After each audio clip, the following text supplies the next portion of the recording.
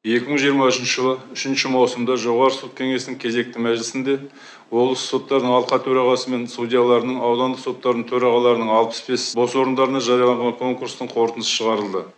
Аталған байқауға 390 кандидат қатысты. Олардың ішінде облыс соттың сот алқасы төрағасы лауазымының бір бос орнына 13 кандидат, облыстық және оларға теңестірілген соттар судьялары лауазымының 24 бос орнына 316 кандидат, аудандық және оларға теңестірілген соттар төрағалары лауазымының 40 бос орнына 61 кандидат үміткер болды.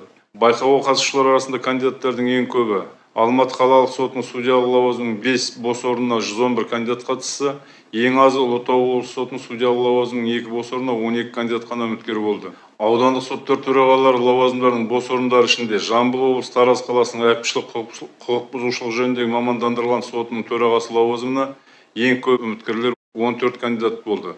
Сонымен қатар 5 аудандық соттардың, яғни Шығыс Қазақстан облысының Тарбағатай аудандық соты, Қарағанды облысының Қарқаралы аудандық соты, Ұлытау облысының Қаражал қалалық соты, Павлодар облысының Тереңкөл аудандық соты, Ақтөбе гарнизонының әскери сот төрағалары лауазымдарына бірде-бір үміткер қатысқан жоқ. Сонымен бірге аудандық соттар төрағаларының 11 лауазымдарына лайықты кандидаттардың болмауы себебінен өткізілмеді деп танылды. Конкурстық іріктеу кешенді бағалау негізінде жүргізілді. Кешенді бағалау барысында үміткерлердің заңгерлік мамандығы бойынша өтілі, ғылыми дәрежесінің, судьялар қауымдастығы мен жұртшылықтың оң қорытындыларының болуы, сұхбат нәтижелері және автоматтандырылған өңдеуге болатын басқа да көрсеткіштер ескерілді.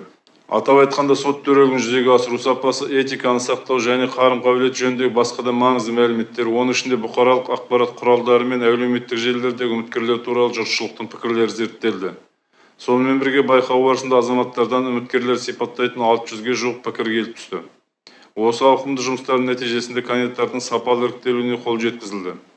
Конкурс қорытындысы бойынша кеңес 47 үміткерлерді іріктеп алды. Оның ішінде бір үміткер облыс сот алқасының төрағасы лауазымына, 22 үміткер облыс соттарының судьялары лауазымына, 24 үміткер аудандық соттар төрағаларының лауазымдарына іріктеліп алынды. Осы аталған үміткерлердің барлығы тәжірибелі судьялар.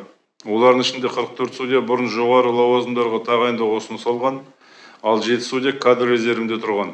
Ұсынылған 47 судьяның 34 ерлер, 13 әйелдер және 9 судья мемлекеттік наградалармен марапатталған болса, 9 судьяның магистрлік дәрежелері бар. Облыстық сот алқасының төрағасы лауазымына ұсынылған үміткер 57 жастағы судья, заңгерлік өтілі 32 жыл, сот жүйесіндегі еңбек өтілі 12 жылды құрайды. Облыс соттарының судьялары лауазымына орташа жастағы 49 жастағы, заңгерлік өтілдері 23,5 жыл, сот жүйесінде 18 жылды құрайтын тұлғалар ұсынылды. Аудандық соттар төрағаларының лауазымдарына орташа жастағы 44 жастағы, заңгерлік өтілдері 18 жыл, сот жүйесінде 9 жыл болған судьялар ұсынылды. Осы ұсынымдар алған үміткерлердің тізімі жақын арада кеңестің ведомстволық сайтында жарияланады.